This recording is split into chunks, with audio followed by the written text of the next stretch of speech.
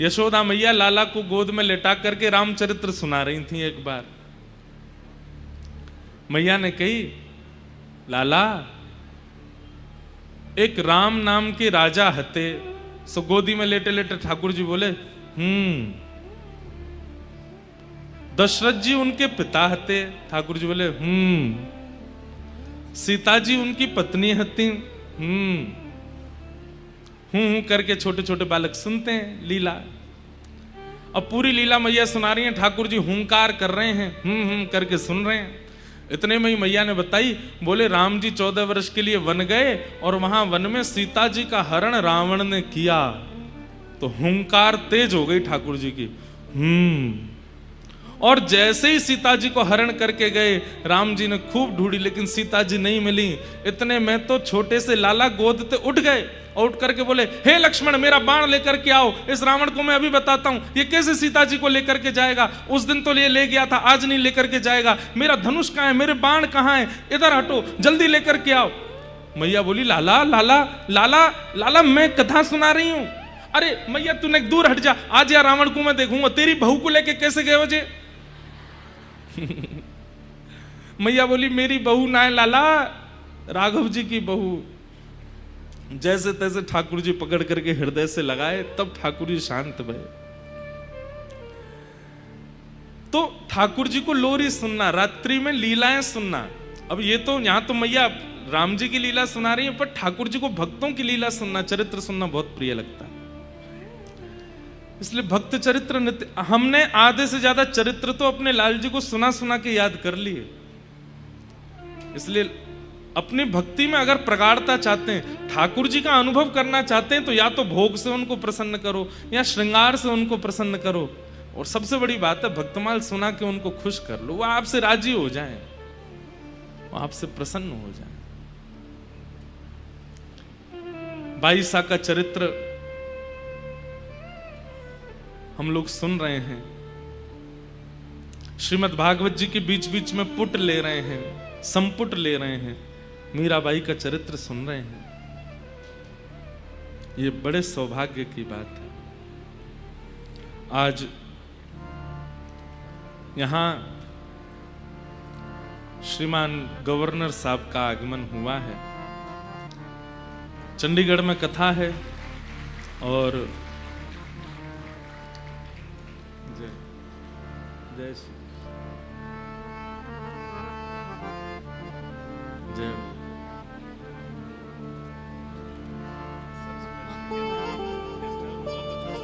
बिल्कुल बिल्कुल।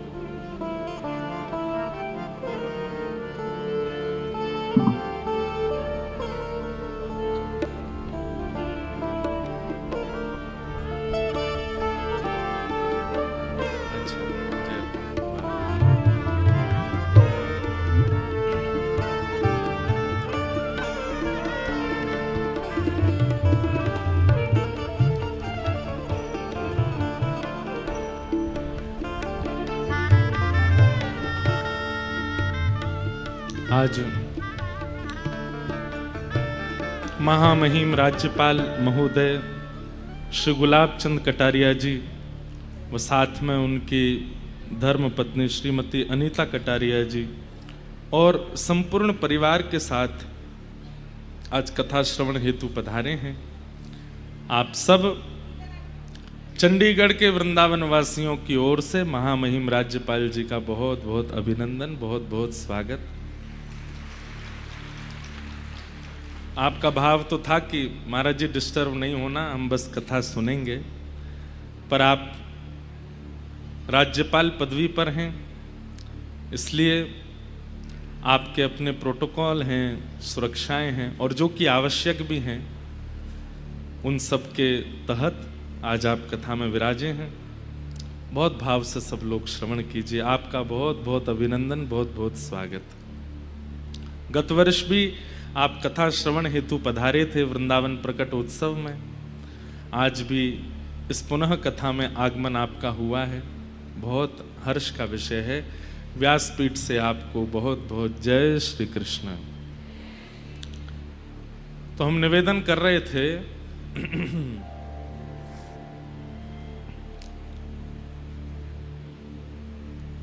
भक्तमाल ठाकुर जी को बहुत प्रिय है। इसलिए या तो कोई श्रृंगार से ठाकुर जी को राजी करे, या तो कोई भोग से राजी करे, या फिर कोई राग से राजी करे। राग से मतलब सुना, गाना सुना करके। अच्छा, एक बात और, मैंने कुछ कथाओं में ऐसा कहा है कि अगर व्यक्ति के पास में गायन शैली है तो वो गायन शैली से ठाकुर जी को जल्दी प्राप्त कर सकता है। गायन शैली में केवल गाना नहीं आता है, केवल राग में गाना यही आवश्यक नहीं होता। गायन शैली में अब हम कथा सुना रहे हैं, ये भी तो गायन है। अब श्रीमद् भगवद गीता, भगवान के द्वारा अर्जुन को जो संवाद सुनाया गया उसको गीता क्यों कहा गया? गीता एक प्रकार से गीत को कहा जाता है। ठाकुर जी ने गाया तो है नहीं, गीत तो सुनाया नहीं, तो फिर उसको गीता क्यों कहा गया? कि अनुराग में भर करके, भाव में भर करके जब शब्द बोले भी जाते हैं ना, तो वो भी गीत जैसे होते हैं, गीत जैसे मार्मिक, गीत जैसे अनुभव प्रदान करते हैं, इसलिए उनको गीता कहा गया। जो व्यक्ति के हृदय को परिवर्तित करने की क्षमता रखते हो शब्द, जो शब्द व्यक्ति के हृदय में प्रेम रस घोल देते हो, वो शब्द सामान्य गीत से भी अधिक होते हैं। इसलिए केवल ठाकुर जी के आगे गाना, उसी से आपकी सेवा पूर्ण होगी ऐसा नहीं है। आप ठाकुर जी को कथा सुनाओ, लीला सुनाओ, रस सुनाओ, उससे ठाकुर जी बड़े प्रसन्न होते हैं। भक्तिमती मीराबाई का चरित्र हम लोग सुन रहे हैं, और ऐसा चरित्र संभवतः चंडीगढ़ में ही सुनाया जा रहा है, जहां पर बीच में भागवत जी का संपुट लग रहा है। और जगह हमने एक बार ही पहले मीरा चरित्र कहा है गुजरात में, तो वहां तो स्वच्छंद मीराबाई का चरित्र कहा, लेकिन चंडीगढ़ की इस कथा में बीच बीच में भागवत जी का संपुट लग जाने से अनुष्ठान और दिव्य हो जाता है। जैसे कई लोग सुंदरकांड का भी पाठ करते हैं तो संपुट लगाते हैं। बीच में संपुट क्या लगाएंगे? चौपाई बोलते रहेंगे, बीच बीच में बोलेंगे मंगल भवन अमंगल हारी द्रवहु सदशरथ अजिर विहारी। ऐसे संपुट लगाने से उस पाठ की महिमा और बढ़ जाती है। तो मीरा चरित्र अपने आप में अद्भुत है, लेकिन यहाँ चंडीगढ़ में भागवत जी के संपुट के साथ सुनाया जा रहा है, इसलिए यहाँ का मीरा चरित्र अति अद्भुत है। ध्यान से सुनना है आप सबको। आज ठाकुर जी का मंगल जन्मोत्सव कथा में मनाया जाएगा। खूब सुंदर व्यवस्था की गई है, दधी काना होगा। गत वर्ष की स्मृति आज तक हमारे चिंतन में रहती है। पिछले साल इतना आनंद हुआ था दधी काना उत्सव में। चंडीगढ़ की स्मृतियात्मक कथा हर वर्ष होती जा रही है। अगले वर्ष की भी डेट फाइनल हो गई है। कौन सी है? 16 से 22 अक्टूबर अगले साल। यहाँ कई लोग विदेशों से भी, चंडीगढ़ में रहने वाले लोग जो विदेश में, वो भी आए हैं। मुझे लंदन के भी मिले, अमेरिका के भी मिले, न्यूजीलैंड के भी आए हैं, ऑस्ट्रेलिया के भी आए हैं। ये लोग स्पेशली कथा सुनने ही आए हैं। अगली साल की भी टिकट बनवा लो भैया, आप सब लोग फिर से आ जाना।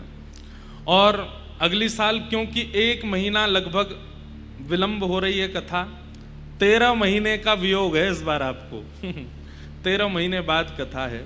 1 साल 1 महीना लगेगा लगभग पुनः कथा होने में, और थोड़ा मौसम भी ठंडा हो जाएगा अक्टूबर तक। तो अगले वर्ष 16 से 22 अक्टूबर कथा है।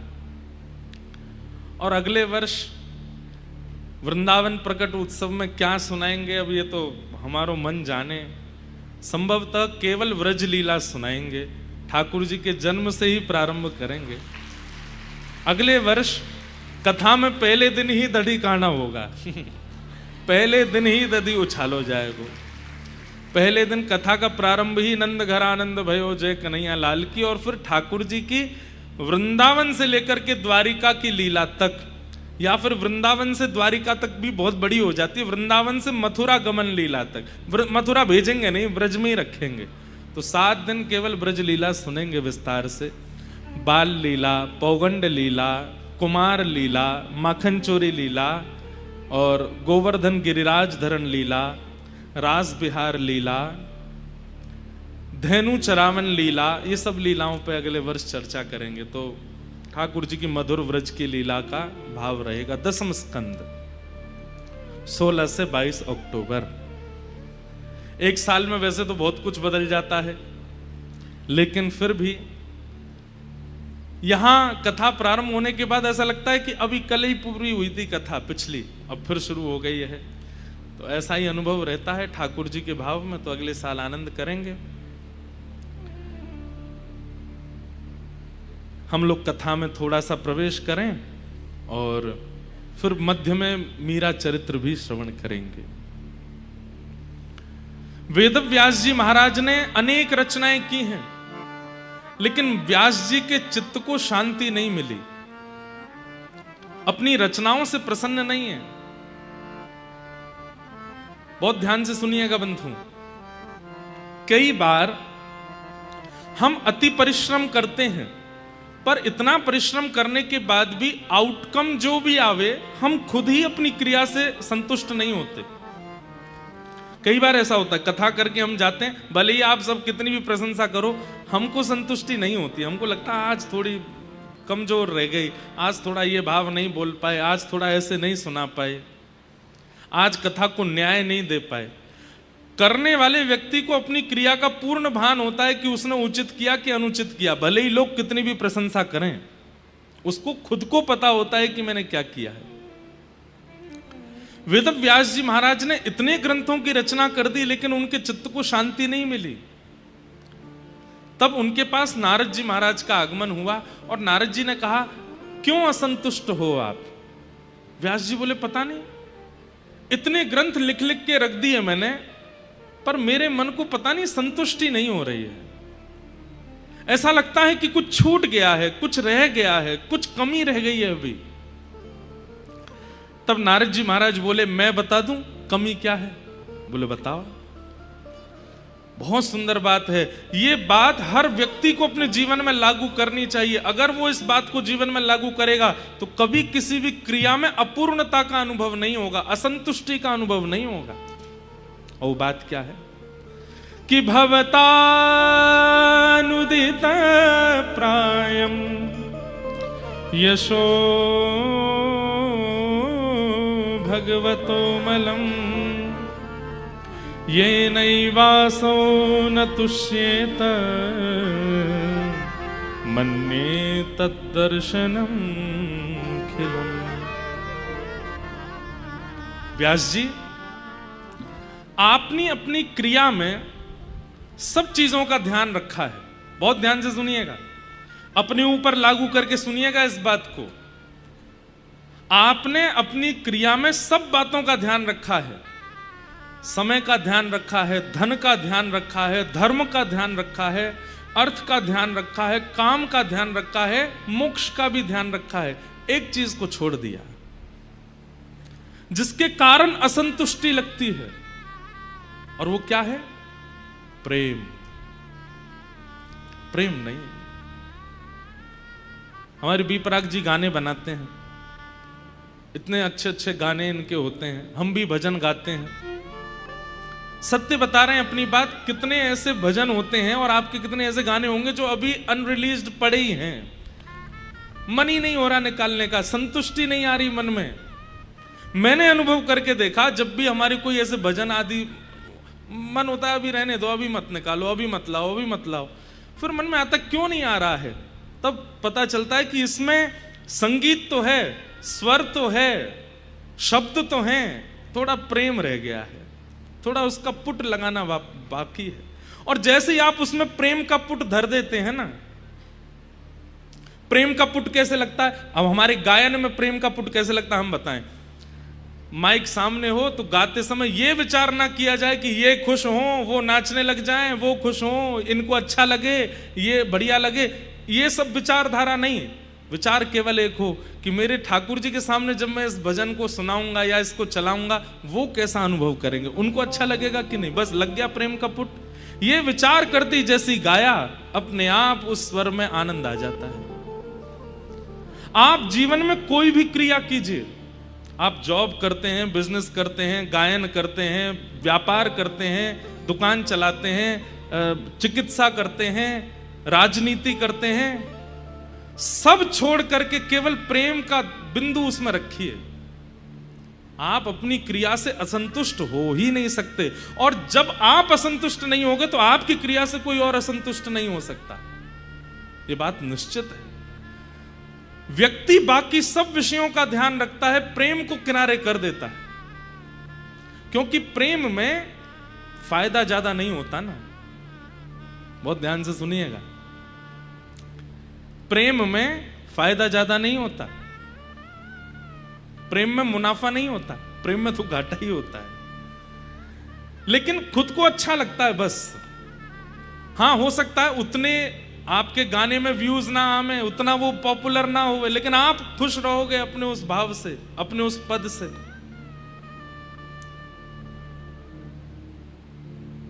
और अपना प्रसन्न होना बहुत आवश्यक है, क्योंकि आप राजी हैं तो इसका मतलब आपके चित्त में विराजमान गिरधर राजी है।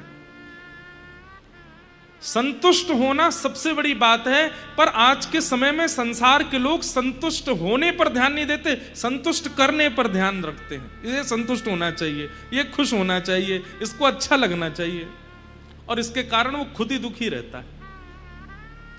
आप स्वयं संतुष्ट होइए, और स्वयं संतुष्ट प्रेम से हुआ जाता है। मीराबाई चिंता नहीं करती हैं। कलम पद गा रहे थे ना, मैं तो गोविंद रा गुण गासूं, राणा जी रूठे तो मने काय करसी, चरणामृत रा नेम हमारा निथ उठ दर्शन पासूं, राम नाम रा झाज चलास्या भव सागर तर जासूं, राणा जी रूठे तो मने काय करसी। इनको संतुष्ट करने के लिए थोड़ी रह रही हूं मैं तो भजन अपने गिरधर को खुश करने के लिए गाती हूं। मीराबाई से संतुष्टि सीखो। मीराबाई, कलम ने सुना कि गिरधर लाल जी को गोद में लिए विदा हो गए अपने घर से। बहुत प्रसन्न है, बिल्कुल उदास नहीं है, पूरा मेड़ता रो रहा है, लेकिन मीराबाई नहीं रो रही हैं। क्यों? क्योंकि मन में वही छवि घूम रही है। रात्रि में आए थे, श्याम सुंदर ने ऐसे हाथ पकड़ा था, ऐसे मांग में सिंदूर भरा था, ऐसे मेरे साथ भामर लिए थे, और वही सोच सोच के हंसती रहती हैं और कभी कभी रोने लग जाती हैं। जैसे ही मीराबाई मेवाड़ पहुंची, मेवाड़ आते ही पूरे मेवाड़ के लोग, बड़े बड़े राजा, बड़े बड़े राजकुमार, सब लोग खड़े हैं स्वागत में। बड़े बड़े हाथियों पर लोग बैठ करके पुष्प वर्षण कर रहे हैं, मंगल बाजे बजाए जा रहे हैं। मेवाड़ घराना, मेवाड़ राजवंश उस समय का सबसे विशिष्ट राजवंश था, जो आज तक कभी किसी से हारा नहीं था, और उस राजवंश के कुल दीपक, उनके साथ मीराबाई का ब्याह हुआ है। हल्ला मच गया, जल्दी चलो जल्दी चलो, बहुसा आई हैं, बहुसा आई हैं हमारी। जैसे ही डोली रुकी, मीराबाई बाहर आए तो द्वार पर सास, बड़ सास, छोटी सास और ननद सब खड़ी हैं। मीराबाई के उतरते ही सब लोग नजर उतारने लगे। सुंदर तो इतनी थी मीराबाई कि उनका रूप देख करके, चरित्र आता है मीराबाई के प्रसंग में कि एक मन चले व्यक्ति को बाईसा कहीं नृत्य करते हुए दिख गई थी, और उसने दूर से जब मीराबाई को देखा तो उसने मन बना लिया कि चाहे मेरे प्राण चले जाएं, पर एक बार इनका स्पर्श तो करूंगा मैं, इतनी सुंदर है।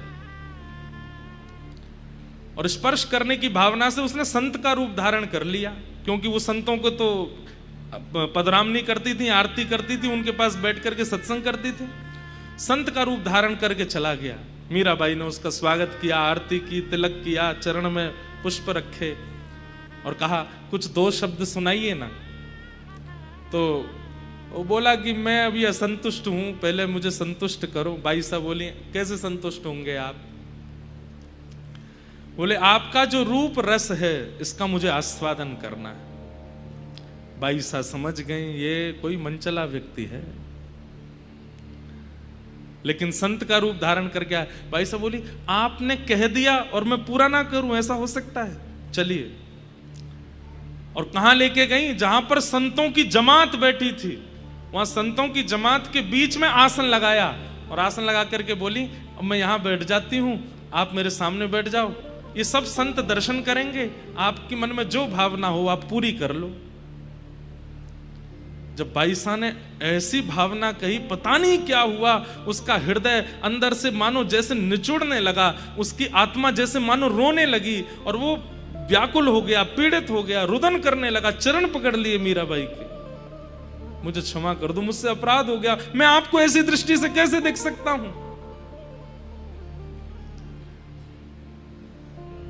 सुंदरता आज भी है लोगों में, पर हमारी सुंदरता सामने वाले के चित्त में किस भावना को जन्म देता है, इससे पता चलता है कि हमारा चित्त कैसा है। बाईसा की सुंदरता ऐसी है कि वो जहां जाती हैं उनको देख करके वो सुंदर इतनी है कि उनको देख करके किसी के चित्त में कुछ भी भाव प्रकट हो, पर किसी के चित्त में अगर काम होता भी है ना तो बाईसा को देख करके काम नष्ट और हो जाता है। ऐसी हमारी किशोरी जी हैं। किशोरी जी की सुंदरता का कितना गुण गाते हैं हम लोग, लेकिन किशोरी जी की सुंदरता आपके और मेरे जैसी नहीं है। हमारी आपकी सुंदरता किसी के चित्त में दुर्भाव प्रकट कर सकती है, पर किशोरी जी की सुंदरता किसी का चित्त दूषित है तो किशोरी जी को देख ले तो शुद्ध और हो जाएगा। हमें कभी कभी ऐसा लगता है कि कंस राक्षसी क्यों बना रहा व्रज में रहते रहते, क्योंकि उसने कभी किशोरी जी के दर्शन नहीं किए। अगर वो किशोरी जी की शरण में चला गया होता तो कंस तो कब का शुद्ध हो चुका होता, कब का पवित्र हो चुका होता। किशोरी जी का मुखमंडल ऐसा है। हमारा भजन हमारे गुण में भक्ति को घोल देता है। अगर कोई बहुत सुंदर है, बला का सुंदर है, और वो भजनानंदी अगर बन जाए ना तो नित्य उसका भजन ऐसा हो जाएगा कि उसकी सुंदरता फिर किसी के चित्त में दुर्भाव को नहीं प्रकट करेगी, उसकी सुंदरता चित्त में कृष्ण को ही प्रकट करेगी। मीराबाई बहुत सुंदर है। बाईसा जैसे ही आई, ननद और सास वो तो बावली हो गई, इतनी सुंदर। अरे मोती लाओ, हीरे लाओ, जवाहरात लाओ, उनसे नजर उतारें अपनी भाभी साहब की।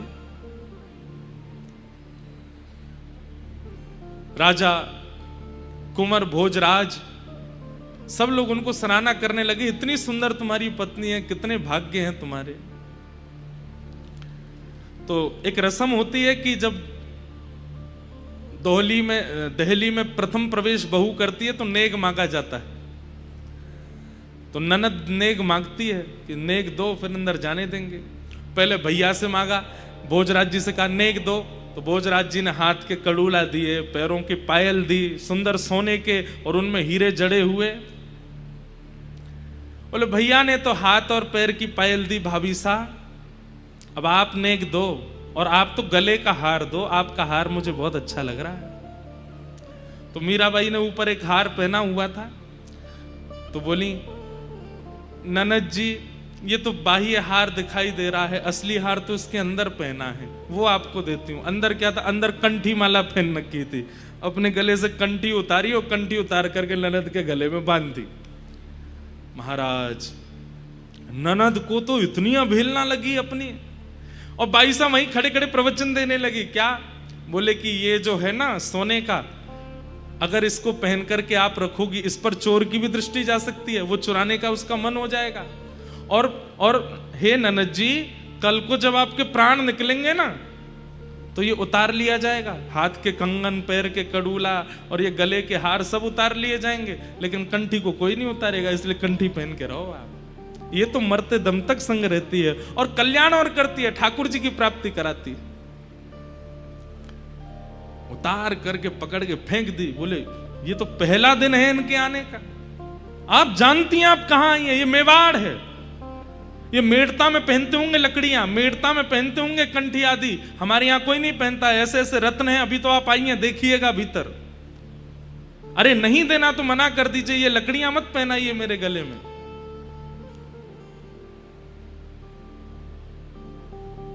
बाईसा तो प्रसन्न मुद्रा में कुछ नहीं बोली, भीतर चली गई। जैसे ही भीतर पहुंची, अपने कक्ष में जाकर के गिरधर लाल जी को विराजमान किया, तुरंत उनकी सेवा में लग गई। तुरंत रसोई घर में जाके सामग्री सिद्ध करने लगी। लाला भूख लगी होगी ना, इतने लंबे चल के आए हो, मैं बना देती हूँ अभी। भोग प्रसाद सिद्ध करने, इतने में ननद फिर आ गई पांव पटकती हुई। भाभी सा, हमारे घर में आते ही सबसे पहले देवी पूजन किया जाता है, चलो। मैं अभी गिरधर की सेवा में व्यस्त हूं, मैं नहीं जा पाऊंगी, आप लोग कर लीजिए। अब तो ननद कान पकड़ करके चीखने लगी, राम राम राम राम, ये कैसी भाभी आई हैं हमारे घर? घर आते ही देवी पूजन को नहीं जा रही, हमारी कुल देवी को पूजने नहीं जा रही, मना कर रही हैं। मां से जाके कहा, बोले कि मां, भाभी तो स्पष्ट मना करती है, मैं नहीं आऊंगी, मैं गिरधर की सेवा में हूं। बोले कौन गिरधर? कुंवर भोज राजा गए, बोले वो उनके ठाकुर जी हैं, वो उनकी सेवा करेंगे। बंधुओं देखिए, परिवार चाहे जैसा मिले, ये कोई नहीं जानता कि कन्या को कैसा परिवार मिलेगा, लेकिन परिवार में एक व्यक्ति अगर आपके पक्ष का मिल जाए ना, तो आप वहां निर्वहन कर सकते हो। सब अनुकूल नहीं मिलते। मीराबाई को राजा भोज जो मिले हैं पति रूप में, वो बड़े सामर्थ्य देते हैं मीराबाई को, कभी रोकते नहीं। पीछे बात बिगड़ रही होती है तो वही संभाल लेते हैं। अपनी मां को जाके, बहन को, अरे ऐसे नहीं करो, वो उसके ठाकुर जी हैं, उसने मुझे, हमसे तो बताया नहीं कि कोई सेवा करेगी। बोले मुझे बताया था ना, सबको बताना आवश्यक है, मुझे बताया था, उसको सेवा करने दो। लेकिन सास तो सास, बेटा का ब्याह होते ही सास में सास पना आ जाता है पहले नहीं आता, बाद में आ जाता है। मना कर दिया था कि नहीं आ पाऊंगी, तो फिर भेजा, बोले तू जा और बोल कि मेरी आज्ञा है, देवी पूजा के लिए आना पड़ेगा अभी इसी वक्त। यहां भाई साहब अभी खीर परोस नहीं है ठाकुर जी को। ननद फिर से आई, बोले कि मां ने आज्ञा की है, आपको चलना पड़ेगा। मीराबाई बोली, मैं नहीं आ पाऊंगी, अभी गिरधर को भोग लगाना, खीर बनी, अभी तो सब्जी सिद्ध करनी है, पूड़ी उतारनी है, और फिर लाला को ज्यादा गर्म नहीं पवाते, थोड़ा ठंडा करना पड़ेगा, फिर अपने हाथ से पवाना पड़ता है, स्वयं तोड़ के पानी पाते। फिर मना कर दिया। ननद चिल्लाने लगी, आपको पता है देवी पूजन करने से क्या होता है? बोले क्या होता है? बोले सुहाग अजर अमर हो जाता है। आप नहीं चाहती कि आपका सुहाग अमर हो जाए? मीराबाई बोली, जो जन्म से ही अजर अमर हो उसके लिए क्या प्रार्थना करूं? मेरे सुहाग तो जन्म से ही, जन्मे ही अजर अमर हैं। अब वहां ननद सोच रही है कि मेरे भाई के लिए बोल रही हैं ऐसा। बोले वो तो आपकी भावना अच्छी है, पर अपने पति की लंबी आयु के लिए देवी पूजन करना होता है, हमारे यहां आते ही आपको चलना चाहिए। मीराबाई अब थोड़ी सी नाराज हो गई, क्योंकि सेवा में विघ्न डाल रही हैं, तो हाथ पहुंचती हुई आई। बोले ननद जी, आपने नहीं करी थी क्या देवी पूजा? क्योंकि इनकी ननद विधवा थी। तो मीराबाई बोली, आपने नहीं करी थी देवी पूजा? बोले नहीं करी तो थी मैंने भी। तो फिर जीजा जी कहां चले गए? अब तो ननद और ज्यादा नाराज हो गई। वो तो महाराज उसी समय खटक गई मीराबाई। बोले अब नहीं छोड़ूंगे, अब ये रह के तो दिखाए। यहां पर नीचे आकर के उन्होंने तो रोना शुरू कर दिया महाराज, चीखना चिल्लाना, पूरे परिवार से कह दिया कि ये रहेंगी तो मैं नहीं रहूंगी। ये पहला दिन है मीराबाई का घर में। कुंवर भोज जाते हैं, मीराबाई को समझाते हैं, मां की बात है आप मान लिया करो, ननद की बात है आप मान लिया करो। बोले मैं बात मानने से इनकार नहीं है, पर मेरा जो गिरधर लाल जी के समय है सेवा का, उस बीच में मैं नहीं कर सकती कुछ भी। मेरे लिए वो पाषाण नहीं है, वो मूर्ति नहीं है, वो मेरे साक्षात लाला है। उनकी सेवा करना मेरा कर्तव्य है।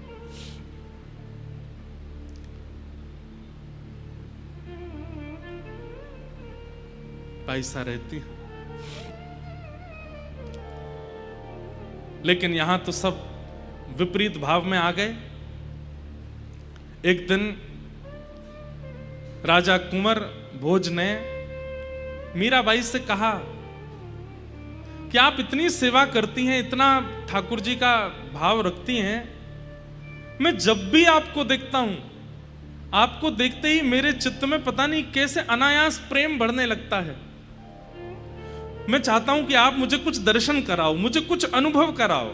आपको अनुभव होते होंगे, मुझे भी अनुभव करा दीजिए। तो मीराबाई बोली, मैं आपको कुछ दिखाती हूं। आज तक नहीं दिखाया, आज दिखाती हूं। बोले क्या?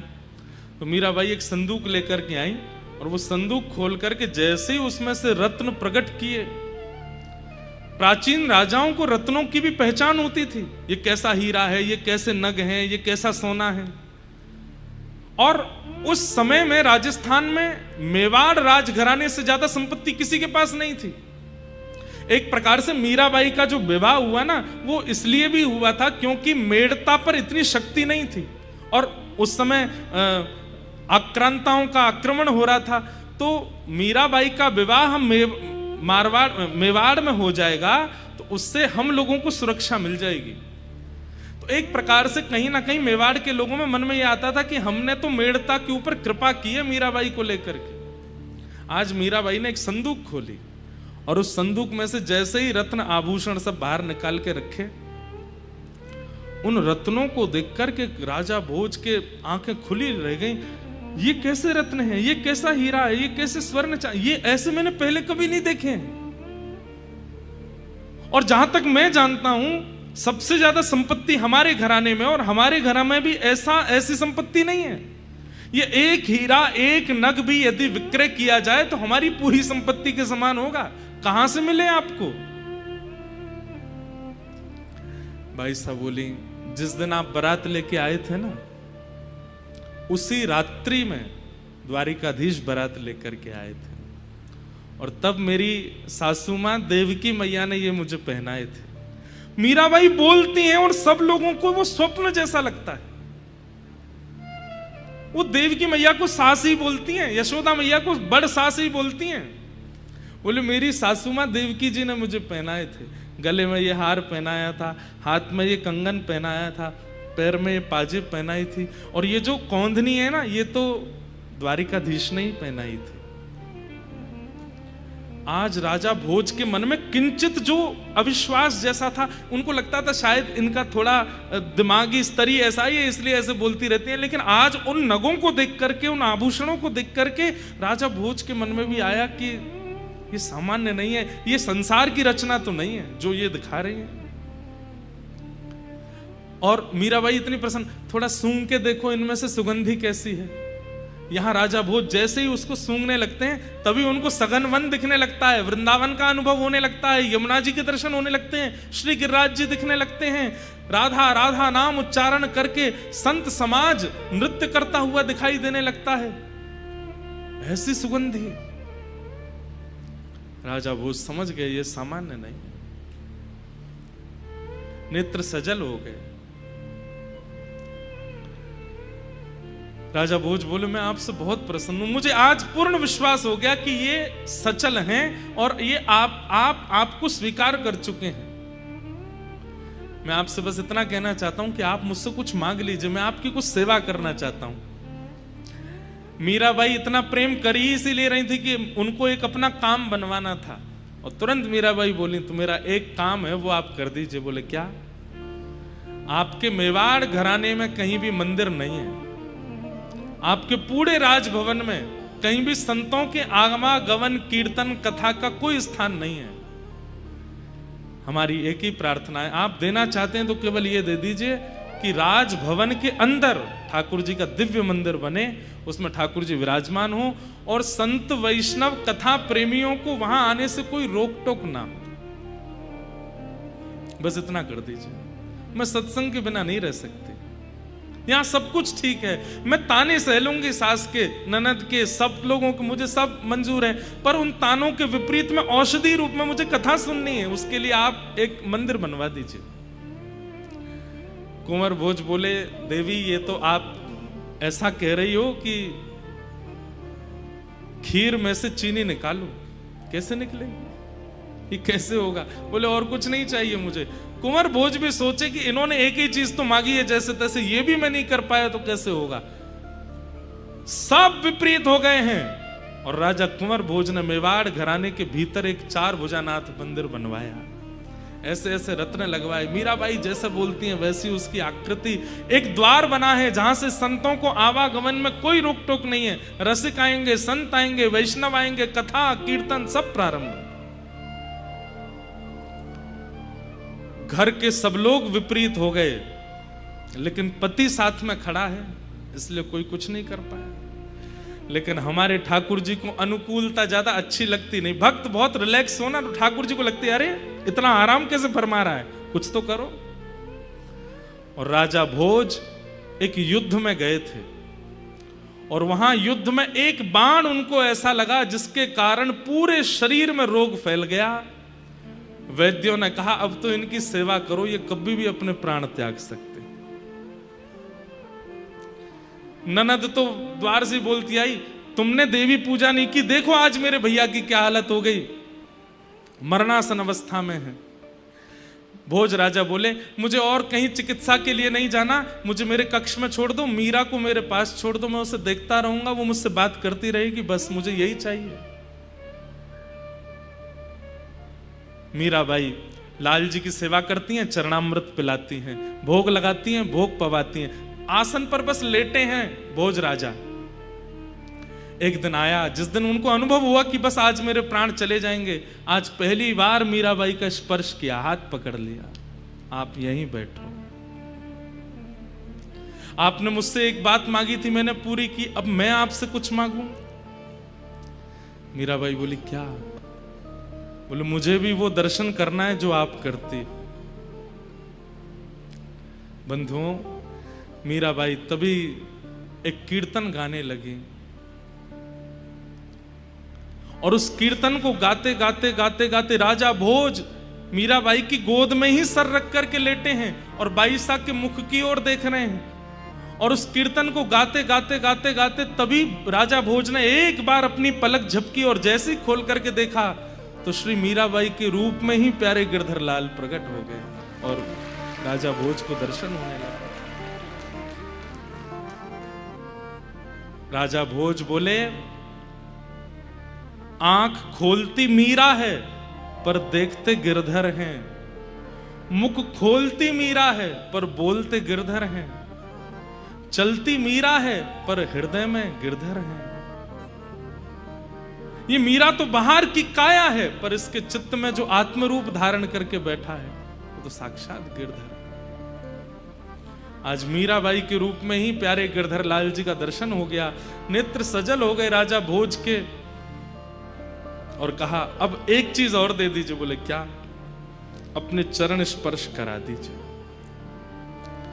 मीराबाई बोली ये आज्ञा तो मैं नहीं दे सकती। बोले नहीं, बस और कुछ नहीं चाहिए, बस अपने चरण स्पर्श करा दीजिए एक बार।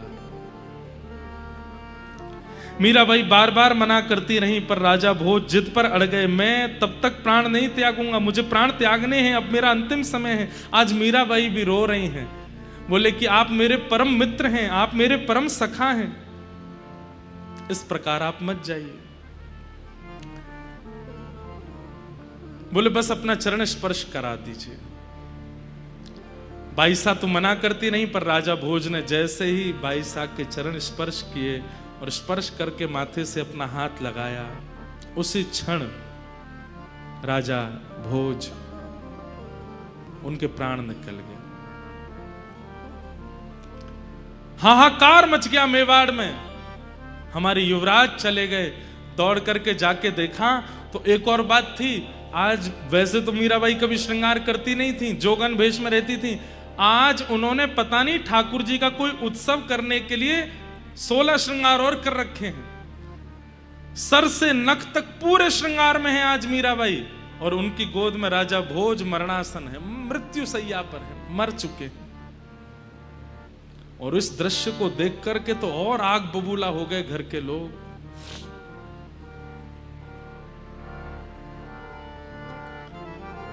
सब लोगों ने मीराबाई का हाथ पकड़ा, बैठाओ इनको, कलश डालो, इनके मांग का सिंदूर मिटाओ। मीराबाई खड़ी हो गई। बोले कि सिंदूर उसका मिटाइएगा जिसका ना हो कोई, मेरा तो है, मेरे तो सामने खड़े, मैं सिंदूर नहीं हटाऊंगी, मैं चूड़ियां नहीं तोड़ूंगी। सोचिए बंधुओं, वो कैसा मंजर रहा होगा। सारी नारियां चारों तरफ से घेर करके मीराबाई को ताने दे रही हैं और मीराबाई हिल नहीं रही है वहां से। ननद आगे कहती, मेरे भाई को खा गई आप, मेरे भाई के प्राण ले लिया आपने, हमारे पूरे मेवाड़ को अनाथ कर दिया आपने, और आज जो रस्में हैं जो वो तो आज तक करी नहीं, और आज जो एक एक एक एक बिना पति के पत्नी का जो धर्म होता है वो भी नहीं निभा रही हो आप। मतलब मृत्यु के बाद भी मेरे भैया को चैन से नहीं रहने दोगी। मीराबाई कहती हैं, ये पूरी दुनिया नहीं जानती है, लेकिन आपके भैया जानते थे कि मेरा विवाह उनसे केवल मेवाड़ में आने के लिए हुआ था, कि वे चाहते थे कि मैं मेवाड़ आऊं, मेरे गिरधर मेवाड़ आवे। वास्तव में मेरा विवाह हो चुका है। क्या पागलपना करती रहती हो, किससे विवाह हुआ है तुम्हारा? मेरे तो गिरधर गोपाल, दूसरो न कोई, मेरे तो गिरधर गोपाल, दूसरो न कोई, मेरे तो गिरधर गोपाल, दूसरो न कोई, मेरे तो गिरधर गोपाल, दूसरो न कोई। जाके सिर मोर मुकुट मेरो पति सोए, जाके सिर मोर मुकुट मेरो पति सोए, तात मात भ्रात बंधु, तात मात भ्रात बंधु, तात मात भ्रात बंधु, तात मात भ्रात बंधु, अपनो नहीं कोई, मेरे तो गिरधर गोपाल, दूसरो न कोई, मेरे तो गिरधर। यहाँ कितना बड़ा पहाड़ टूट पड़ा है।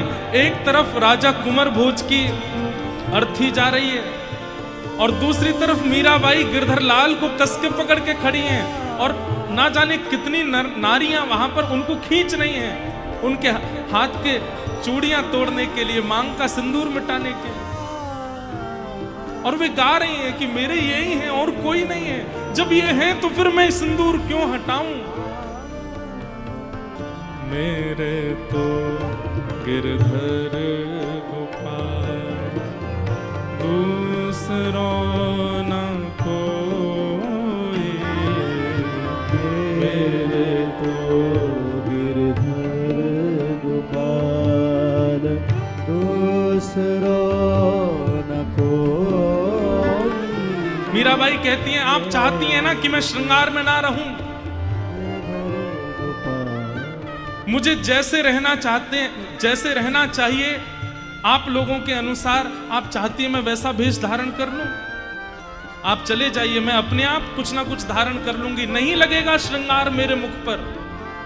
और चूनर के किए टूक ओढ़ लीनी लो, चूनर के किए टूक ओढ़ लीनी लो,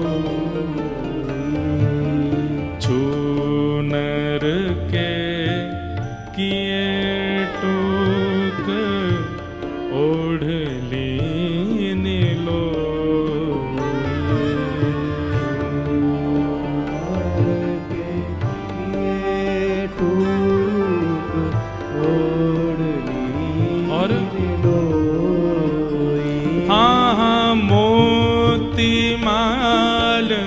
तोड़ दई मोती माल तोड़ दई मोती माल तोड़ दई मोती माल तोड़ दई वन माल कोई मेरे तो गिरधर गोपाल मेरे तो गिरधर गोपाल मेरे तो गिरधर गोपाल यही गाते हुए मीराबाई झूम रही हैं भक्तमती मीराबाई की।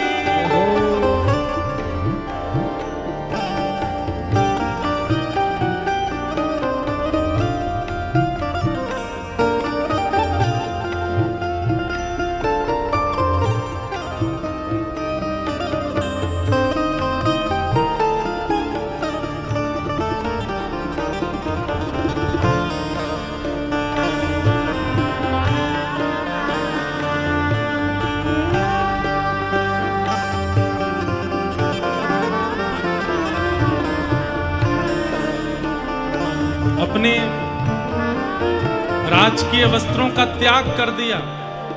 जो मीरा बचपन से आज तक एक राजकुमारी तो है ही, उसी भेष में रहती है, लेकिन आज बैरागन हो गई है। केवल एक सामान्य सी लोई मतलब सॉल उसको ओढ़ लिया है। गले में मोतियों के और अद्भुत अद्भुत रत्नों की माला सब उतार करके किनारे धर दी है। गले में केवल एक बनमाला और केवल एक तुलसी की माला धारण कर ली है। हाथ में करताल उठा ली है और आ गई हैं सबके सामने। बोले अब आप राजी हैं, मैं ऐसे ही रहूं, आप यही चाहते थे ना, अब मेरे रूप को देख लीजिए, अब चिंतित मत होइए। तुरंत गई हैं चार भुजानाथ जी का जो मंदिर बना है और वहां जाकर के संतों के मध्य दोनों भुजा उठा करके नृत्य करने लगी मीरा। भगत देख राजी होई, जगत देख रोई। भगत देख राजी होई, जगत देख रोई।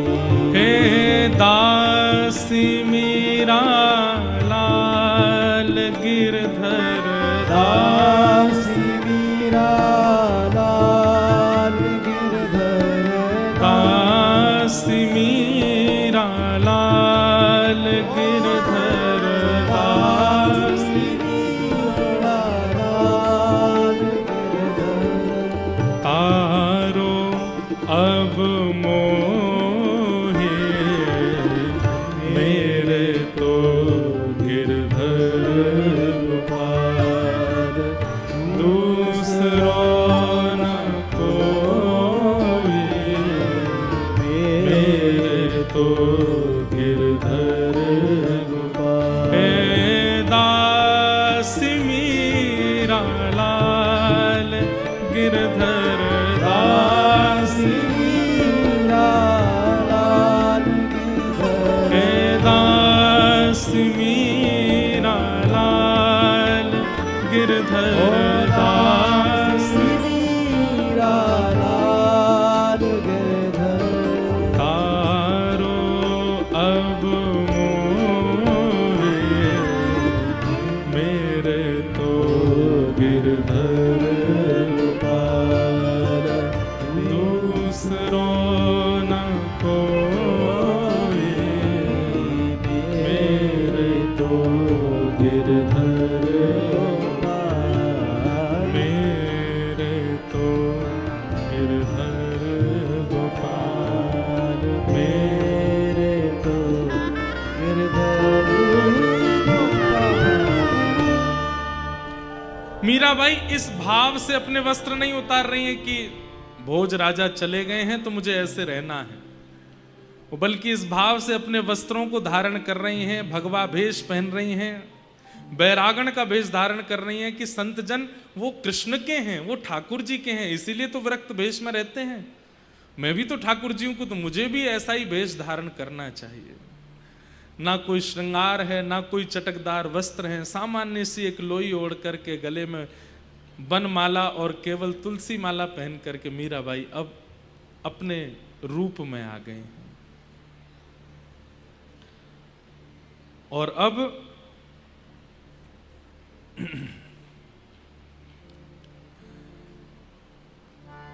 मेवाड़ का राजा बना दिया गया है कुंवर भोजराज के छोटे भाई को, जिसे सब राणा कह करके बुलाते हैं। और आप सुनकर के आश्चर्यचकित होंगे, राज्य गद्दी पर बैठते ही राजा सबसे पहला निर्णय जो लेता है वो निर्णय बहुत महत्वपूर्ण होता है। और यहां राणा ने सबसे पहले राज्य गद्दी पर बैठते ही निर्णय लिया है, मीराबाई की मृत्यु, मेरे भाई को मारने वाली, मेरे पूरे परिवार का नाश करने वाली मीरा को मैं जीवित नहीं देख सकता। उसे मरवाना है, चाहे जैसे मरे, उनकी मृत्यु मुझे चाहिए।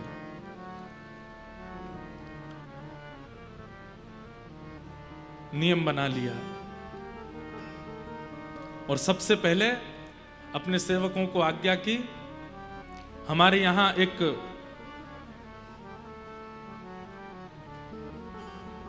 बंधी बना हुआ बाघ है, एक शेर है, उस शेर को मीराबाई के कक्ष के पास छोड़ दो। और बहुत दिनों से भूखा भी है, खा जाएगा, खत्म होगा कंटक हमारा। जाकर के उस बाघ को छोड़ दिया मीराबाई के कक्ष के सामने। सुबह सुबह का समय मीराबाई भोर का पद गा रही हैं, ठाकुर जी को जगा रही हैं। जागिए गोपाल लाल, जागिए गोपाल लाल, जागिए गोपाल लाल।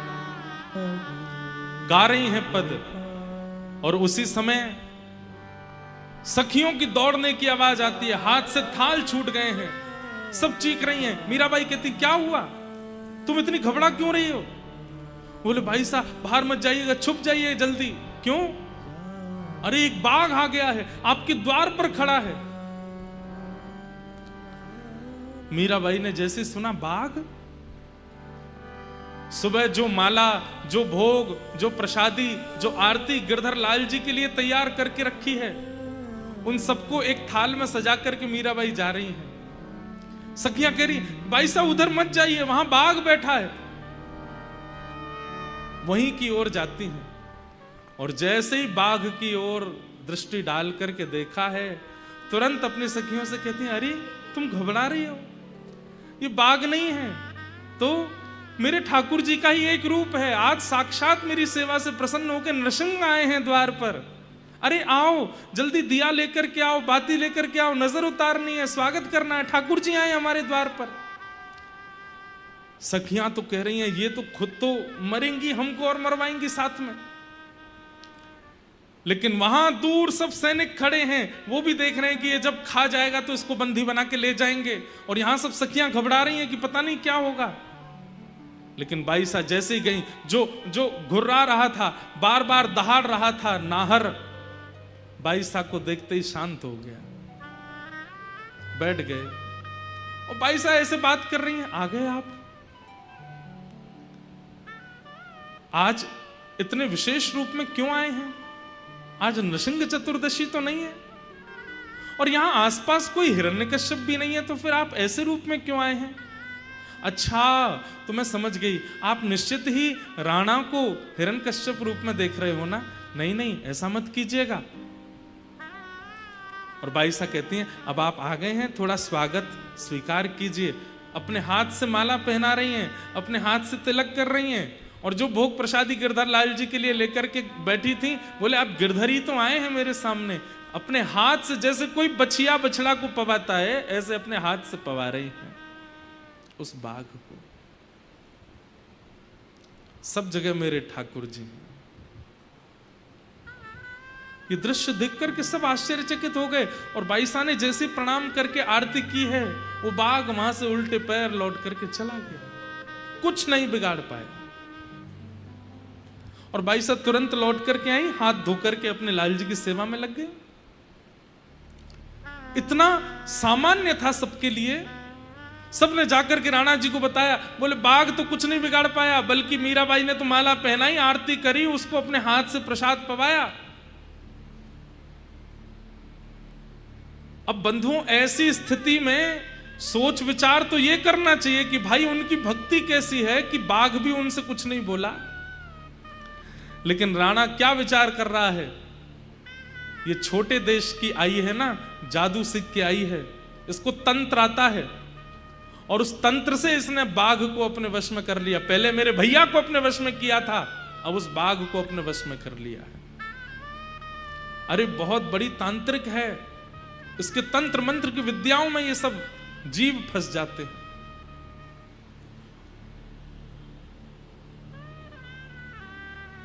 तंत्र मंत्र जीवों पर काम करेगा, पर ऐसे बड़े तांत्रिकों को नष्ट करने के लिए मेरे पास दूसरा उपाय भी है। और दूसरा उपाय क्या है? हमारे राजभवन के पिछले द्वार में एक भूत बंगला है, उसके सामने से भी कोई निकल जाता है तो रात में उसको पीड़ा हो जाती है, 2-4 दिन में मृत्यु, भूत चढ़ जाते हैं उसके ऊपर। मीराबाई को कैसे भी करके उस भवन में पहुंचा दो, उस कक्ष में पहुंचा दो। बाईसा को लेकर के उस भूतिया भवन में लेकर के गए, जहां पर अनेक पिशाच, अनेक भूत प्रेत आदि सब होंगे। और ये कहकर के गए कि हमारे राजभवन में एक ठाकुर जी की मूर्ति है, हमें समझ नहीं आ रहा है इनकी प्रतिष्ठा कैसे करें। भाई साहब बोली मुझे दिखाओ कहाँ है, तो लेकर के गए, बोले ये इस कक्ष में अंदर। बोले आप भी चलो, हम तो आ रहे हैं, आप जाओ भीतर। जैसे ही भाई साहब भीतर गई, बाहर से द्वार बंद कर दिए, अंदर अंधेरा, तभी दिखे खूब सारी प्रेत आत्माएं वहां पर विचरण कर रही थी। भाई साहब तुरंत वहीं बैठ गए और वहीं बैठ करके कीर्तन करना प्रारंभ किया। अंदर से चीखने की आवाज आ रही है और बाहर खड़े खड़े राणा और सब लोग नाच रहे हैं। बोले कि अब ये मर जाएगी, अब नहीं बचेगी। लेकिन वो चीख मीराबाई नहीं रही है, वो प्रेत चीख रहे थे। क्यों? कीर्तन भजन सुन के वो सब मुक्त हो करके जा रहे थे। अब तो ऐसी स्थिति हो गई, वो प्रेत जा जा करके और प्रेतों को लेकर के आए। बोले अपनी मुक्ति चाहते हो तो चलो उस भवन में, वहां मीराबाई कीर्तन कर रही है। और मीराबाई के कीर्तन सुनकर के जितने प्रेत थे सब प्रणाम करके मुक्त होकर वहां से प्रस्थान कर गए। थोड़ी देर बाद जब चीखें आनी बंद हो गई तो राणा ने कहा द्वार खोल के देखो, उसका शव ले आओ अंदर से, नीला पड़ गया होगा। जैसे द्वार खोला, मीराबाई हाथ जोड़ते हुए भीतर से बाहर निकली। राणा आदि भग गए, बोले यही प्रेतनी बन गई है, अब तो हमें लगता है इसी के अंदर प्रेत आ गया। बोले नहीं नहीं, मैं प्रेत नहीं बनी हूं, वो जितने थे वो सब चले गए, उनके उद्धार नहीं हुआ था। मुझे अंदर ठाकुर जी तो कहीं मिले नहीं, पर वो सब प्रेत थे, तो मैंने सोचा क्या करें, कीर्तन करके सबको मुक्त कर दिया। अब भी राणा ने ये नहीं सोचा कि इनके भजन में कितना बल है। वो अब भी क्या सोच रहा है, इतनी बड़ी तंत्र विद्या जानती है कि प्रेतों को भी अपने वश में कर लेती है। भक्त की भक्ति समझना बहुत बड़ा काम है, और इसी से वैष्णव अपराध बनता है बंधुओं। जब हम किसी भक्त की भक्ति को आकलन करने लगते हैं और पहचान नहीं पाते और अपने मन में सोच लेते हैं ये बनते बहुत बड़े हैं पर हैं नहीं, यही वैष्णव अपराध है, और ठाकुर जी को यही प्रिय नहीं है।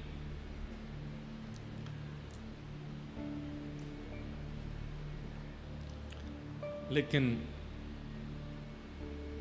बाईसा तो अपनी ठाकुर जी की सेवा में रहती हैं, अपने गिरधर की सेवा में रहती हैं। राणा ने तीसरा प्रयास किया। क्या? रात रात में गिरधर लाल जी चोरी करवा दिए, और गिरधर लाल जी जिस झांपी में सोते थे उस झांपी में एक सर्प रखवा दिया, विषैला सर्प। बोले प्रातःकाल जैसी सेवा के लिए पिटारा खोलेगी, डस देगा, मर जाएगी। गिरधर लाल जी तो अंतर ध्यान करवा दिए, चोरों से चोरी करवा दिए। मीराबाई सो रही थी, झांपी जी में सर्प ला करके बैठा दिया। प्रातःकाल होते ही बाईसा जैसे ही गई, और जैसे ही जाकर के सेवा में प्रस्तुत हुई, जैसे ही झांपी खोली है, सब दूर झरोकों से खोल करके देख रहे थे। बोले जैसे सर्प डसेगा तो हम बता देंगे। सब झरोकों पर खड़े हैं, रात में सोए नहीं कोई भी कि मीरा सुबह जल्दी उठ करके सेवा करती है। जैसे ही बाईसा ने झांपी खोली, झांपी खोल करके वस्त्र हटाया, झरोकों से सब देख रहे थे। सर्प अंतर्ध्यान गिरधरलाल जी प्रकट हो गए वहां पर, गिरधरलाल जी बैठे। ये देख करके अब पता एक और चीज हो रही थी, जो जो राणा क्रम करता जा रहा है, हर क्रम में लोग भक्त होते जा रहे हैं। मीराबाई के एक प्रकार से अनुगत्य में आते जा रहे हैं। कईयों को विश्वास हो गया कि ये मीराबाई की भक्ति है। बंधुओं, ये सुनने में बहुत सरल सहज भावनाएं हैं, पर कभी अनुभव करके देखिए। एक अकेली लड़की जिसके ना माँ है ना पिता है साथ में, एक पति थे वो भी चले गए और कोई साथ में नहीं है समर्थन देने वाला सेवा में, पर निडर अपनी भक्ति पर विश्वास, अपने गुरु पर विश्वास करके मीराबाई जैसे दांतों के बीच में जीव ऐसे रह रही हैं मेवाड़ में। कई बालक आते हैं, कईयों के पत्र आते हैं मेरे पास में। एक बालक आज सुबह मिलने का क्रम था, तो एक बालक आया, रोने लगा। बोले महाराज जी मेरे परिवार वाले 3 दिन से मुझसे बात नहीं कर रहे। मैंने कहा क्यों? बोले मैं कथा में आता हूं इसलिए। मुझे कभी कभी बहुत कष्ट लगता है, आपके बच्चे कहीं किसी बार में तो नहीं जा रहे ना, आपके बच्चे कहीं कुछ गलत खाने पीने तो नहीं जा रहे ना, कथा सुनने जा रहे हैं, सत्संग सुनने जा रहे हैं, अपने आप को सुधार रहे हैं, अपना आचरण सुधार रहे हैं, अपना भोजन सुधार रहे हैं। माता पिता को इससे पीड़ा कैसे हो सकती है? और एक बात बताऊं, माता पिता की पीड़ा मुझे पता है। उनको यह लगता है कि ये ज्यादा सुधर गया तो इसके लायक कैसे मिलेगा दूसरा साथी, क्योंकि संसार में सब सुधरे हुए नहीं है। चिंता क्यों करते हो आप? ठाकुर जी है ना, ठाकुर जी ढूंढ के लाएंगे उसके लिए कोई। भैया बालकों को संसारी बनाओगे तो आपको उसके लिए अनुकूल जीवन साथी ढूंढना पड़ेगा, पर वो बालक ठाकुर जी को भेजेगा तो ठाकुर जी उसके लिए ढूंढ के भेजेंगे। ठाकुर जी लाएंगे या तो कर ब्याह या के संग रहे।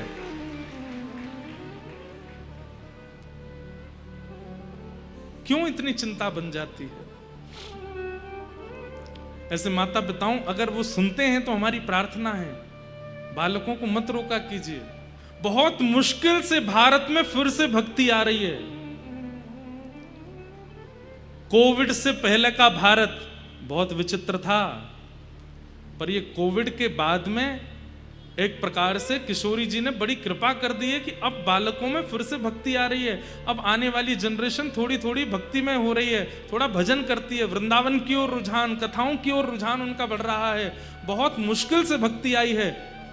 सूरदास जी एक पद में कहते हैं, संबत 2000 के पीछे ऐसा योग बढ़े, पूरब पश्चिम उत्तर दक्षिण चहुविधि काल फिरे। 2000 जिसमें हम लोग जी रहे हैं अभी, सूरदास जी ने अपने पद में लिखा है कि जब 2000 वर्ष प्रारंभ होगा, ऐसा योग बनेगा कि पूरब पश्चिम उत्तर दक्षिण चारों दिशा से काल आक्रमण करेगा। लेकिन उसी पद में सूरदास जी कहते हैं, भक्ति की बेल बढ़े। बीच में एक समय ऐसा आएगा 50 साल के लिए, 60 साल के लिए, कि भक्ति की बेल बढ़ेगी। उन 50 सालों में जो जो जन्म लेकर के किशोरी जी का नाम आश्रय ले लेंगे, बस वही मुक्त होंगे और कोई मुक्त नहीं होगा। हम उस काल में हैं अभी। मुझे वो पूरा पद मिलेगा तो मैं सुनाऊंगा। सूरदास जी भविष्य कथन कर रहे हैं, संबत 2000 के पीछे ऐसा जोग बने, पूरब पश्चिम उत्तर दक्षिण चहुविधि काल फिरे। और उसी बीच में जब काल अपना कलयुग अपने पैर पसार रहा होगा, तब बीच में भक्ति की बेल बढ़े। ये कोविड के बाद भक्ति बढ़ रही है, और इस बेल का आश्रय जितने, बेल क्या होता है, वो ऐसे चढ़ती है ऊपर। उस बेल के आश्रय में जो वृक्ष आता है ना, वो वृक्ष अत्यंत आनंदित हो जाता है, क्योंकि उसका जो रूखापन है, वृक्ष की जो बीच की हिस्सा होता है वो सूखा होता है, वो इतना सुंदर नहीं होता, पर उस पर जब बेल चढ़ जाती है तो उसकी सुंदरता निखर आती है। काटने वाला व्यक्ति भी उस वृक्ष को नहीं काटता जिस पर बेल चढ़ी होती है, क्यों सुंदर लग रहा है, इसको क्यों काटें। ऐसे ही बोले कि भाई जब काल फिर रहा होगा चारों ओर, सबको काटेगा, लेकिन जब भक्ति की बेल में लदे हुए किसी वृक्ष को देखेगा, उसकी सुंदरता देख के काल उसे छोड़ देगा, उस पर आक्रमण नहीं करेगा। भक्ति की बेल फैल रही है, जितने बालक, जितने युवा, जितने जन इस बेल के आश्रय में आ जाएंगे, कलयुग से बच जाएंगे। नहीं तो इस संसार में बचने का और कोई साधन नहीं। धीरे धीरे सब मीराबाई के होते चले गए। कहां तक कहें, वो जो ननद थी मीराबाई की, जो सबसे ज्यादा चिढ़ती थी उनसे, अब उसको भी मन में तनिक तनिक विश्वास होने लगा कि ये तंत्र नहीं हो सकता, ये मंत्र नहीं हो सकता। तंत्र भी कुछ समय तक चलता है, हमेशा नहीं चलता। जो तंत्र मंत्र जानते हैं उनका भी ज्यादा दिन बोलबाला रहता नहीं।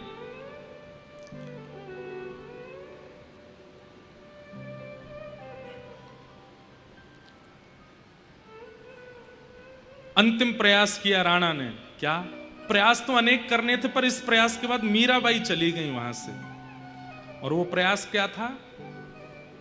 एक वैद्य को बुलाया और वैद्य से कहा, कोई ऐसा विष है जिसकी एक बूंद जीभ पर जाते ही व्यक्ति मर जाए? बोले महाराज है, लेकर के आओ। लेकर के विष आए, स्वर्ण के पात्र में रख करके, और अपने कुछ सैनिकों से कहा तिलक फोटा लगा करके तैयार होकर, जैसे मीरा के भक्त घूमते हैं वैसे ही बन करके जाओ, और उससे कहना जगन्नाथपुरी से जगन्नाथ भगवान का चरणामृत आया है, ले लो। कालकूट विष जिसकी सुगंधी भी अगर ले लें तो प्राण निकल जाएंगे, वो विष लेकर के मीराबाई के पास गए। और जैसे ही मीराबाई के पास पहुंचे, बाई साहब अपने ठाकुर जी की सेवा कर रही थी, किसी ने कहा, बोले जगन्नाथ भगवान का चरणामृत आया है, ले लीजिए।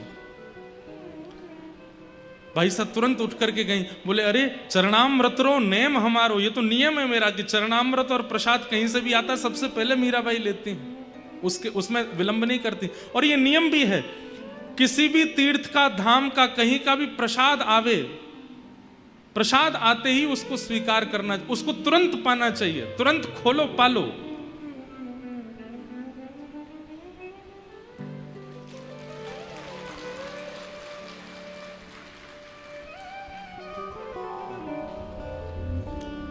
बोलो वृंदावन बिहारी लाल की, श्री राधा रमण लाल की। आज परम कृपा हम आप सब लोगों पर हुई है। परम पूजनीय प्रातः स्मरणीय श्री गुरुदेव भगवान करो मन नंद नदन को ध्यान, करो मन नंद करो मन नंद नदन को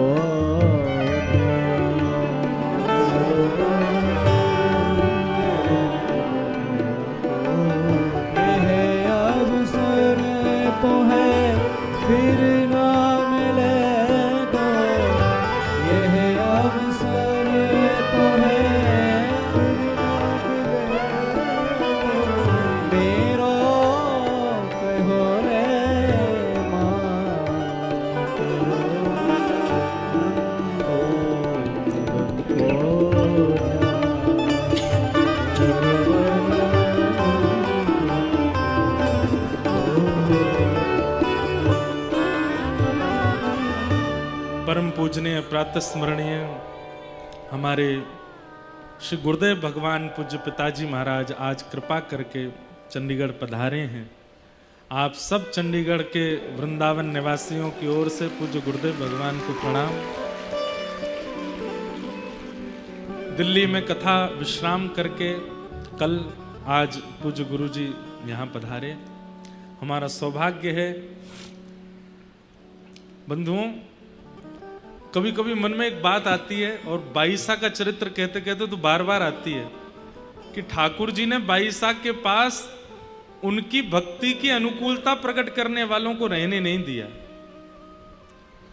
पहले राव दूधा जी को दूर किया, उसके बाद राणा भोज को, कुंवर राज भोज को भी दूर कर दिया। मीराबाई अकेली भक्ति करती हैं। भाग्यशाली हैं, सौभाग्यशाली हैं वो लोग जिनके माता पिता भाई बंधु उनको भजन करने देते हैं। और उन भाग्यशालियों में एक नाम हमारा भी है। हमारे पूज्य गुरुदेव भगवान, हमारे पूज्य पिताजी महाराज, आपने कभी नहीं कहा हमसे कि कथा करनी है तुमको। हमारे पिताजी माताजी तो सोचते थे ये बड़े होकर के या तो गायक बनेगा, गायक नहीं बनेगा तो कोई व्यापार करेगा, बिजनेसमैन बनेगा, कुछ पढ़ लिख के कुछ बन जाएगा। पिताजी ने कभी नहीं कहा, झूठ में भी नहीं बोला कि तुमको कथा करनी। हमारे मन में भावना उत्पन्न हुई नाना जी की कृपा से, तो हमने निवेदन किया। पिताजी महाराज ने बस एक ही बात की, लाला सरल नहीं है, देखने में बहुत सरल लगता है व्यासपीठ पर बैठना, प्रवचन करना, पर यहां बैठ कर के केवल ख्याति प्राप्ति और दक्षिणा प्राप्ति के लिए प्रवचन नहीं होता। जितने लोग कथा में आते हैं उनके जीवन के परिवर्तन की जिम्मेवारी तुम्हारी बन जाएगी, और उसके लिए इतना भजन, इतना साधन, इतना अध्ययन करना पड़ेगा। तैयार हो तो ही करना। हमने कहा पिताजी आप मार्गदर्शन करना, जैसे आप कहेंगे करेंगे। और उन्हीं की कृपा से, उन्हीं के ही प्रोत्साहन से, उन्हीं के ही संरक्षण से आज ये भक्ति पथ जिस पर हम आप सब लोग चल रहे हैं, इस पर चलाने वाले हमारे पूज्य गुरुदेव ही हैं। उन्हीं की कृपा है। उन्होंने ही इतना अनुकूल बना दिया। हमारा मिलना नहीं हो पाता मेरा और पिताजी का बहुत दिनों तक। अब इतने व्यस्त, आपकी भी कथा मेरी भी कथा, अब तो हम कथाओं में ही मिलते हैं। या तो आपकी कथा में मैं पहुंच गया या मेरी कथा में आप आ गए। एक परिवार के लिए, सांसारिक परिवार के लिए बहुत मुश्किल होता है कि एक ही पुत्र है और वो भी घर में ना रहे, बाहर ही रहे। लेकिन ऐसे में भी पूज्य गुरुदेव भगवान ने बहुत अनुकूलता प्रकट की। जैसे तुम चाहो वैसे कथा करो, जैसे तुम। हमने कितनी कथाएं तो अपने पैसा लगा करके ही की हैं, क्योंकि यजमान जी चले गए तो पिताजी से ही मांगते थे, पिताजी उस कथा के यजमान जी चले गए, हमको ही पेमेंट करना। पिताजी बोले भाई बहुत बढ़िया कथा कर रहे हो, लेकिन कभी ऐसे नहीं कहा। प्रारंभिक समय में बहुत कुछ सहा, देखा। पूज्य पिताजी ने बहुत अनुकूलता प्रकट की। बंधुओं, जिस व्यक्ति के कारण या जिस संबंधी के कारण आप ठाकुर जी के समीप पहुंचे हो ना, उस व्यक्ति को ठाकुर जी से कम मत मानना। वो ठाकुर जी ही हैं, उनके चरण पकड़। तो हमारे एक प्रकार से गिरधर लाल जी आप यहां देखते हैं, हमारे ठाकुर जी ही, गिरधर लाल जी सचल रूप में विराजमान है।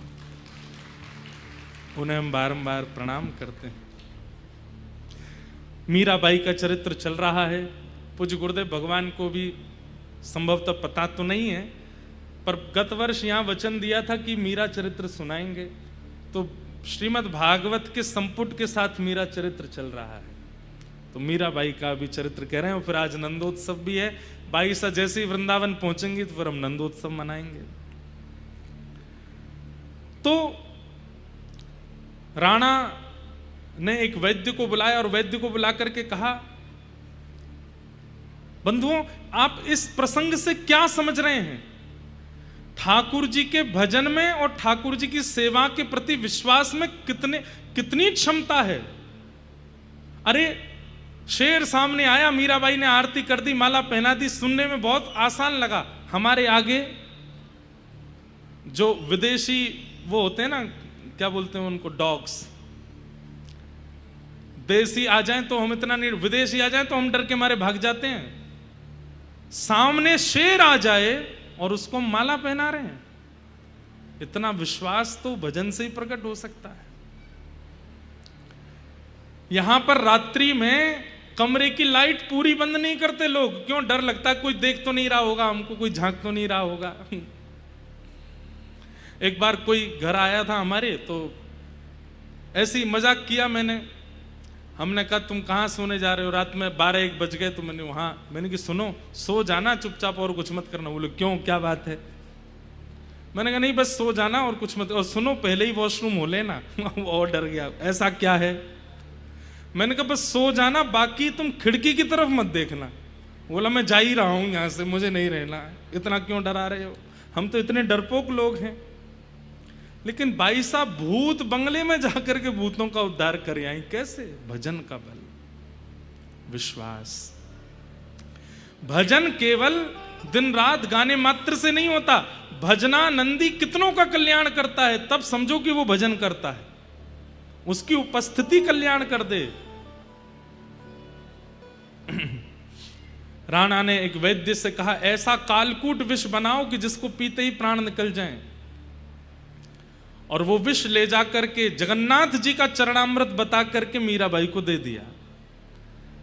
जैसे ही मीराबाई को वो विष दिया, सब लोग इधर देखो, यहां देखो, कथा सुनो।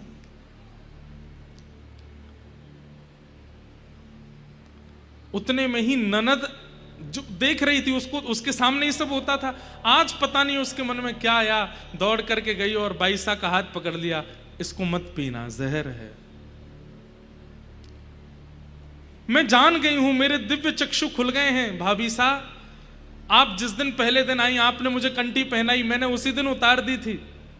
परंतु आज मेरे चित्त को यह अनुभव हो गया है कि आप सामान्य नहीं, आपका भजन बल अतीत है। मैं वो कंठी ढूंढ करके लाई हूं जो मैंने ही फेंक दी थी, आज आपसे कह रही हूं मुझे पहना दो। मीराबाई ने आज वही कंठी पहना दी अपनी ननद को। और फिर उसके बाद ननद बोली, अब आप ये विष मत पियो। मीराबाई बोली, बताते समय सैनिकों ने कहा था जगन्नाथ जी का चरणामृत है।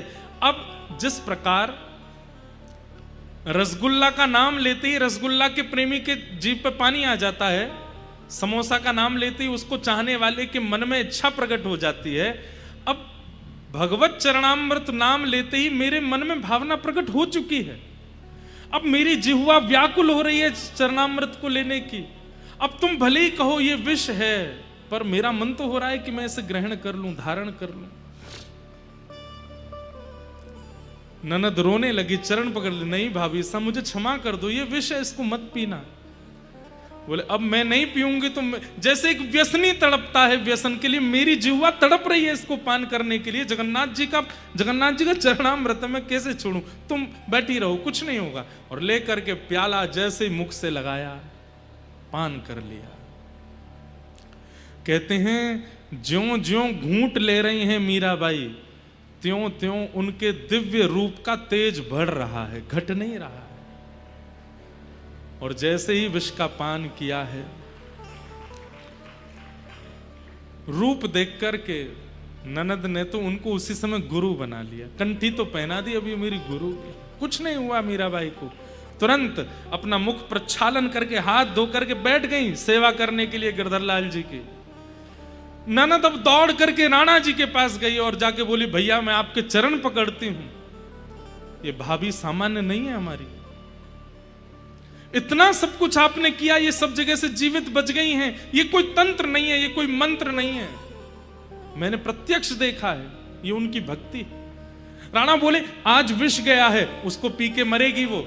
बोले मैं लेकर के आई हूं पात्र साथ में, पी लिया है, कुछ नहीं हुआ उनको। ननद तो सुधर गई, लेकिन राणा अब भी नहीं सुधरा। कई लोग ऐसे होते हैं, वो भक्ति के प्रगाढ़ रूप को देखने के बाद भी उनके चित्त में कुछ नहीं परिवर्तन होता। कितने लोग ऐसे कथा में आते हैं, खूब कथा सुनते हैं, लेकिन फिर भी उनका चित्त परिवर्तित नहीं होता। हमारे पूज्य नाना जी कहते थे, बोले भैया करंट निकला है तो सारे बल्ब जलेंगे, लेकिन जो फ्यूज होगा वो ही नहीं जलेगा। जो अंदर से ही फ्यूज बैठा है वो नहीं चल सकता। मीराबाई की भक्ति के करंट से पूरा मेवाड़ प्रज्वलित होने लगा, लेकिन राणा अभी भी प्रज्वलित नहीं है, फ्यूज है भीतर से। मतलब इतना पाप है उसकी आत्मा और चित्त में कि वो मीराबाई को सन्मुख देखने के बाद भी उस पर कोई असर नहीं हो रहा।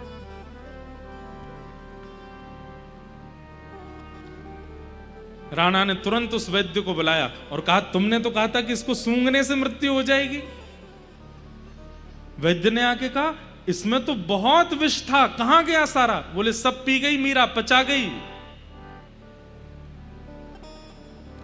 महाराज, मैं आपके आगे हाथ जोड़ करके कहता हूं, ये सामान्य नहीं है, ये वास्तविक कालकूट विष है। ऐसा विष पूरे ब्रह्मांड में नहीं है। ये महादेव के द्वारा पान किए गए विष से थोड़ा ही कम होगा। ऐसे कैसे कोई जीवित रह सकता है इसको पी के? तो राणा बोले, एक काम करते हैं, ये एक बूंद बचा है, इसको तुम चाट लो। अगर तुमको कुछ नहीं हुआ तो तुम्हें मान जाऊंगा कि ये विष नकली था, और तुम्हें कुछ हो गया तो मान जाएंगे कि असली था। वैद्य बोला, मतलब अगर चाट के मैं नहीं मरा तो आप मार दोगे, और चाट के मर गया तो मरना ही है, मतलब दोनों तरफ से मुझे मरना है। बोले, हाँ यही समझो। ये एक बूंद लेकर के अगर तुम नहीं मरे तो मान जाएंगे कि विष नकली था, तो तुम्हें हम मारेंगे, और इस विष का पान करते ही मर गए तो समझ जाएंगे कि असली है। निश्चित ही मीरा में ही कोई कमाल होगा। वैद्य समझ गया कि मेरी मृत्यु तो निश्चित है,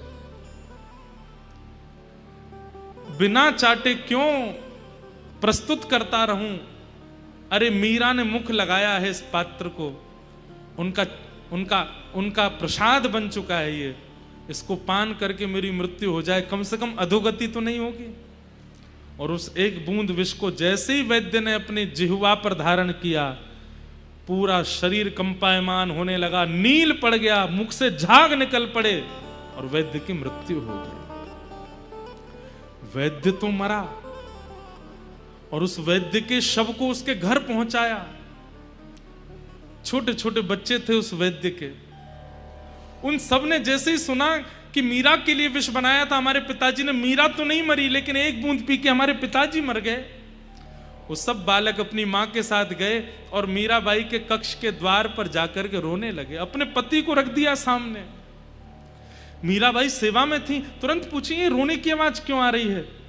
दौड़ करके बाहर गई तो देखा तो एक पत्नी अपने पति को गोद में ली और छोटे छोटे बच्चे हाथ जोड़ करके रो रहे हैं, मीराबाई से प्रार्थना कर रहे हैं, हमारे पिताजी वापस भेज दो, हमारे घर में और कोई नहीं है।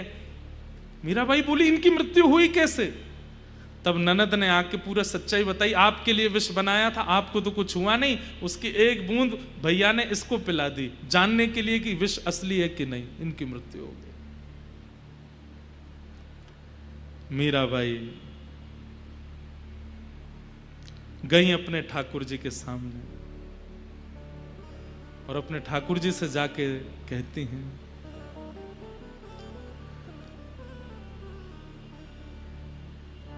हरि अधम उदाहरण मारो हरि, हरि ही अधम उदाहरण। गज बूढ़त अरज सुन धावा, गज बूढ़त अरज सुन धावा, भगता कष्ट निवारण, भगता कष्ट निवारण। हे गिरधर, आज तक मैंने आपसे कोई याचना नहीं की, मीराबाई ने आज तक प्रार्थना नहीं की है गिरधर लाल जी से, आज पहली बार कर रही हैं। हमेशा केवल रूप के लिए गाया होगा, हमेशा केवल कोई अपने मन का भाव गाया होगा, पर ठाकुर जी से आज पहली बार कुछ मांग रही हैं मीराबाई। एक गज ने आपको पुकारा था, उसकी अर्ज सुनते ही आप अपने गरुड़ पर बैठ करके उसका उद्धार करने के लिए गए थे।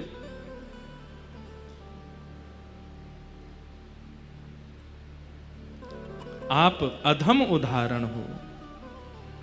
द्रुपद सुतानो चीर बढ़ाया, द्रुपद सुतानो चीर बढ़ाया, दुशासन मद मारण, दुशासन मद मारण, प्रहलाद परतज्ञा राखी, प्रहलाद परतज्ञा राखी, हिरणाकुश नक उद्र विदारण, हिरणाकुश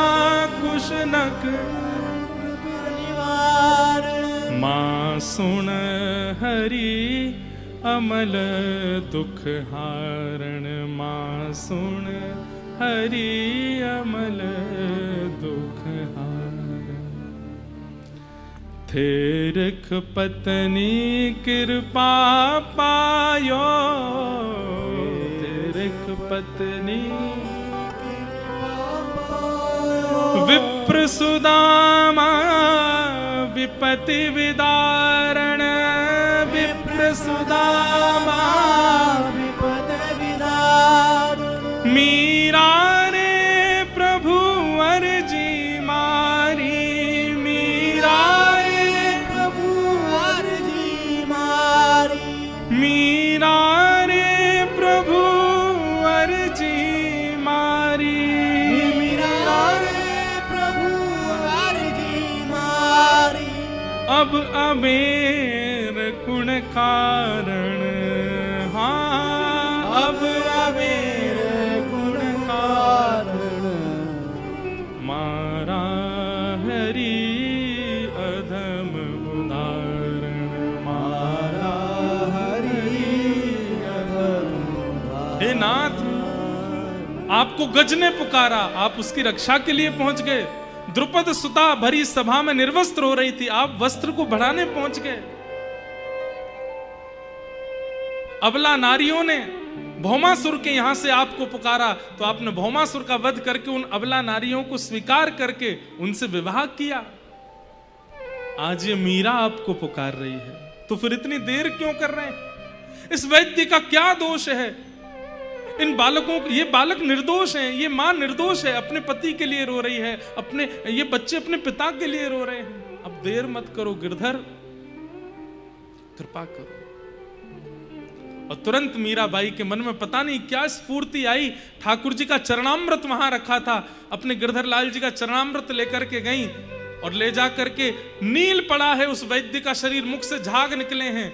मीराबाई ने अपने हाथ से उसका मुख खोल करके जैसे ही ठाकुर जी का चरणामृत पधराया है, चरणामृत धारण कराते ही सारा शरीर सामान्य होने लगा, नीलिमा दूर होने लगी और धीरे धीरे श्वास चलने लगी, धीरे धीरे नेत्र खुले और वो वैद्य जीवित हो गया, उठ करके बैठ गया। और उसी समय पूरा मेवाड़ जय जयकार करने लगा, भक्तिमती मीराबाई की जय हो, मीराबाई की जय जयकार होने लगी। पर मीराबाई ने इस घटना के बाद 3-4 दिन के लिए अपने आप को एकांत में बंद कर लिया। किसी से ना मिलती है, ना जुलती है, ना किसी को देखती हैं। एकांत में बैठी बैठी अपने गिरधर से कहती हैं, मुझ तक पीड़ा थी, मैं सह रही थी, पर अब मुझसे पीड़ा दूसरों को तक जा रही है, ये मुझसे सहन नहीं हो रहा। मैं केवल इसलिए निर्वहन कर रही थी इस परिवार का, क्योंकि मैंने वचन दिया था कुंवर भोज को कि आप चले जाएंगे, पर आपके बाद भी मैं रह करके अपने गिरधर लाल जी की सेवा करके यहाँ के लोगों को भक्त बनाऊंगी। केवल अपने वचन का निर्वहन कर रही थी मैं, पर मेरे कारण जब इतने लोगों को पीड़ा हो रही है तो मैं नहीं रह सकती। लेकिन मैं कैसे जाऊं? बंधुओं, भक्ति की स्थिति देखिए। मीराबाई अपनी इच्छा से जा भी नहीं रही हैं, कोई संत आज्ञा करेंगे तो ही मैं जाऊंगी। आज तक मीराबाई ने कभी त्याग करने का, इतनी पीड़ा, इतना कष्ट, इतनी विपत्ति, इतना संकट सब सहती रही मीराबाई, लेकिन आज मन में विचार करने लगी कि अब ये पीड़ा मुझ तक नहीं है, मुझसे औरों तक जा रही है, अब मैं क्या करूं? तब मीराबाई ने गोस्वामी तुलसीदास जी को पत्र लिखा और अपनी सारी स्थिति लिख करके बताई, मुझे क्या करना चाहिए ऐसी परिस्थिति में। राणा दिन प्रतिदिन कुछ ना कुछ करते हैं, मैं क्या करूं?